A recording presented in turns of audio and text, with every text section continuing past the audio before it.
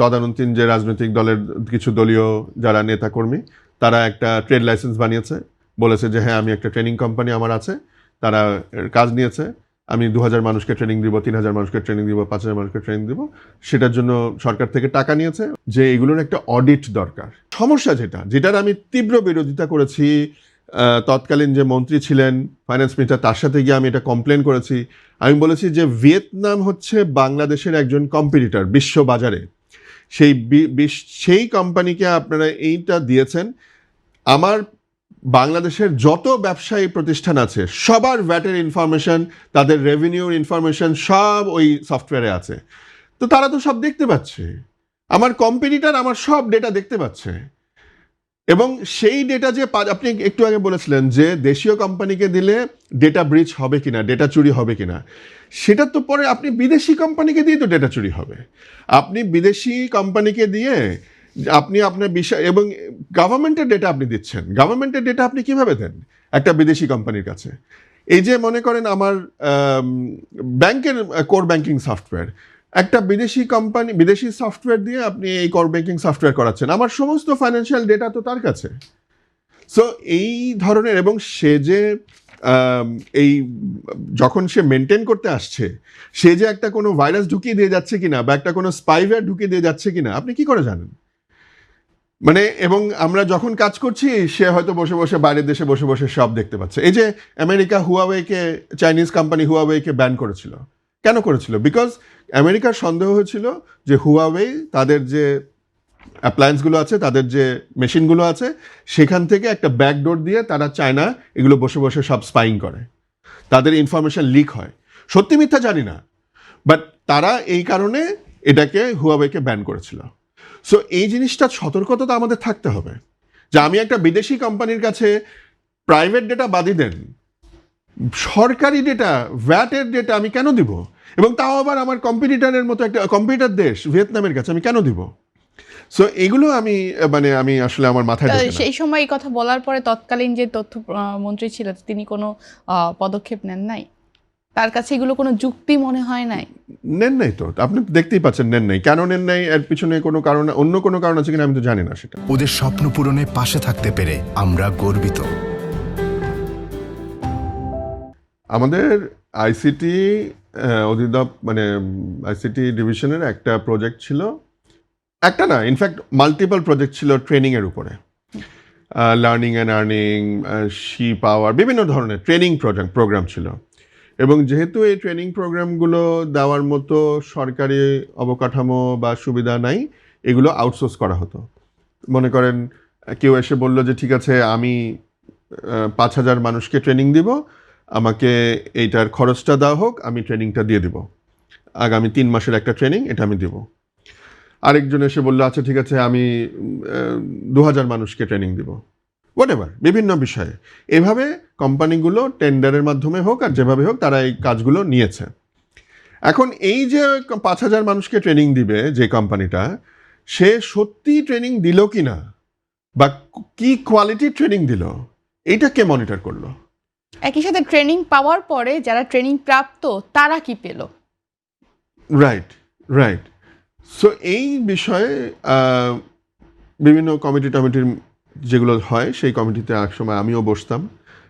আমি এগুলো মিনিটেড আছে, আমি বারবার বলেছি বিভিন্ন মিটিংয়ে যে এগুলোর একটা অডিট দরকার এবং থার্ড পার্টি অডিট। আমাকে বলেছে হ্যাঁ অডিট দরকার, ঠিকই বলেছে আনন্দ ভাই, অডিট আসলেও দরকার, এটা তো মনিটর করতে হবে। ঠিক আছে আমরা এই অমুক আমাদের জয়েন্ট সেক্রেটারি, অমুক ডেপুটি সেক্রেটারি, হ্যাঁ না, আইসিটি ডিভিশন অডিট করলে হবে না, এটা একটা থার্ড পার্টি অডিট লাগবে, একটা ইন্ডিপেন্ডেন্ট বডি লাগবে। কেন আইসিটি ডিভিশন কাজ দিয়েছে একটা প্রাইভেট কোম্পানিকে, এ কাজ ঠিকমতো করলো কিনা, আর এ নিজেই যদি অডিট করে তাহলে তো হবে না, এটা তো থার্ড পার্টি অডিট করতে হবে। এই কাজটা কোনোদিন করেনি। সো এই যে আপনি যখন থার্ড পার্টি দিয়ে অডিট না করাবেন, যে পরীক্ষা নিরীক্ষা না করাবেন যে কাজটা হচ্ছে কি হচ্ছে না, হলো কি হলো না, প্রথম কি দেখা যেত, 5000 মানুষকে ট্রেনিং দেওয়ার কথা, সে হয়তো 3000 মানুষকে ট্রেনিং দিয়েছে, 2000কে ট্রেনিংই দেয়, ওই টাকাটা মেরে দিয়েছে। আস্তে আস্তে যেটা হলো, দুর্নীতির তো এই হয়, আস্তে আস্তে বাড়তে থাকে, মানুষের সাহসও বাড়তে থাকে, লোভ বাড়তে থাকে।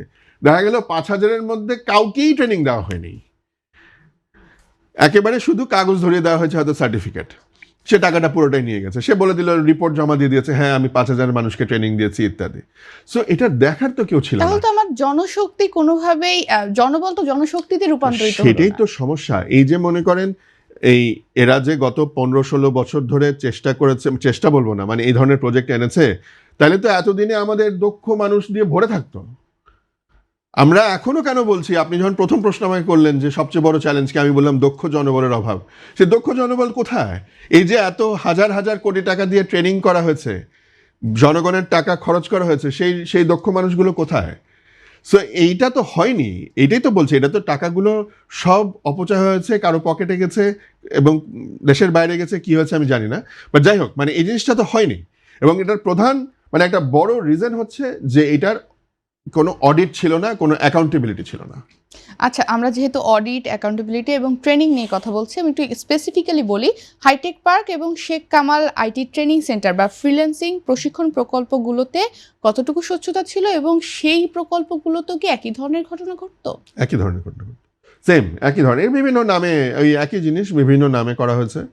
হাইটেক পার্কের থেকে করা হয়েছে, আইসি ডিভিশন থেকে করা হয়েছে, আইসিডি অধিদপ্তর থেকে করা হয়েছে, বিভিন্ন জায়গা থেকে করা হয়েছে, কিন্তু ওই মানে ঘুরে ফিরে ওই একই কথা।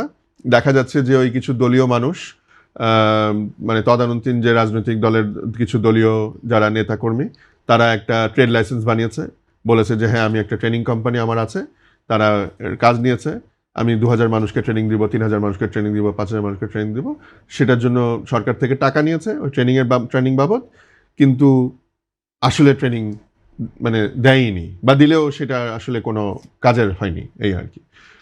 সো এইখানে যেটা দরকার ছিল, এক নম্বর তো আমি যেটা আপনাকে বললাম যে একটা মনিটরিংয়ের দরকার ছিল, অডিটিংয়ের দরকার ছিল। ট্রেনিং হবে, অডিট হবে, তারপরে সে টাকা পাবে, এই ধরনের একটা ব্যবস্থা। অথবা ঠিক আছে অ্যাডভান্স কিছু টাকা পাবে, বাকি টাকা অডিটের পরে পাবে, এই ধরনের একটা মেকানিজমের দরকার ছিল। আরেকটা যেটা বড় ফেলিয়ারের বড় রিজন হচ্ছে যে যাকে দিয়ে আপনি ট্রেনিং দিচ্ছেন তার কোয়ালিফিকেশন কি, সেই ট্রেনারকে কে ট্রেন করেছে, এরকম কিছু নেই। আমি জাস্ট আপনার কাছ থেকে আমি কাজ নেওয়ার জন্য আমি 10টা সিভি বানিয়ে দিয়ে দিলাম, মনের মাধুরী মিশিয়ে একটা সিভি বানিয়ে দিয়ে দিলাম, এটা মনিটর করছে কে? আপনি এখন খোঁজ নিলে দেখবেন যে হয়তো ওইখানে যেই লোক ট্রেনিংয়ের নিয়েছে, কন্ট্রাক্ট নিয়েছিল যে 2,000 মানুষ ট্রেনিং দিবে, সে হয়তো কাগজপত্র সবই জমা দিয়েছে, না আসলে কিন্তু ফিল্ডে গিয়ে দেখেন কিছু হয়নি। তার এক নম্বর কথা, ওই ট্রেনারই হয়তো নাই, ওই সিভিগুলো সব ভুয়া সিভি, অথবা তার ওই যে সার্টিফিকেট, যে ছাত্রের কথা বলছে যে মনে করেন 2,000 নাম দিয়েছে, সেই 2,000 নাম ওইগুলি হয়তো একেবারে ভুয়া নাম। সো এই কাগজপত্র হয়তো ঠিক আছে, কিন্তু ওইটাকে যে মনিটর করবে কেউ করেনি। সো এনিওয়ে, যেটা বলছিলাম যে আমাদের ভবিষ্যতেও যে আমরা ঠিক আছে আমরা এখান থেকে শিখলাম, থেকে শিখেছি, এখন যে আমরা ট্রেনিং দিব নতুন করে, আমরা তো ট্রেনার তৈরি করতে পারিনি। সো আমাদের যারাই ক্ষমতায় আসবেন, আমাদের ইমিডিয়েট কাজ হবে ভালো ট্রেনার তৈরি করা, ট্রেনিং অফ ট্রেনার্স, টিওটি বলে। ট্রেনার তৈরি করতেই তো অনেকদিন সময় লাগে। এক্স্যাক্টলি। তাহলে ট্রেনিং কবে দিবে? এগুলো রাতারাতি হবে না, কোনো জিনিস রাতারাতি হয় না। আপনি যেটা করতে পারেন রাতারাতি হতে পারে, কি হতে পারে, আপনি ট্রেনার নিয়ে আসেন বিদেশ থেকে, আপনি ট্রেনার নিয়ে এসে আপনি কিছু মানে 1,000 ট্রেনার তৈরি করেন, তাদেরকে ট্রেনিং দেন, ট্রেনিং অফ ট্রেনার্স যেটাকে বলে, টিওটি প্রোগ্রাম করেন ইমিডিয়েটলি। এটা আপনি রাতারাতি করতে পারবেন, এটা কিন্তু আপনি চাইলে সামনের মাস থেকে শুরু করতে পারবেন। আপনি বিদেশ থেকে নিয়ে আসবেন কন্ট্রাকচুয়াল বেসিসে, তাকে 3 মাস 6 মাসের জন্য টাকা দিবেন, একটা ভালো টাকা দিবেন, আমাদের 1,000 ট্রেনার তৈরি করে দিবে বা 5,000 ট্রেনার তৈরি করে দিবে। এভাবে আপনি 2-3টা ফেজে করেন, 1 নম্বর। 2 নম্বর হচ্ছে আপনি ফ্রিল্যান্সারদেরকে বা এই ধরনের তরুণদেরকেও আপনি আপাতত বিদেশি ট্রেনার দিয়েই করান, আগামী 1টা বছর আপনি এটাই করান, এবং ওই 1টা বছরের মধ্যে যে আমাদের যে 1,000-2,000 ট্রেনার তৈরি হয়ে গেল, নেক্সট বছরে কিন্তু তারাই তখন আর বিদেশ থেকে আনতে হবে না। সো এইভাবে আমাদেরকে এগোতে হবে, কিন্তু এই ধরনের পরিকল্পনা আমি জানি না, আমি আশা করি সামনের সরকার এই ধরনের একটা পরিকল্পনা নিতে পারবেন।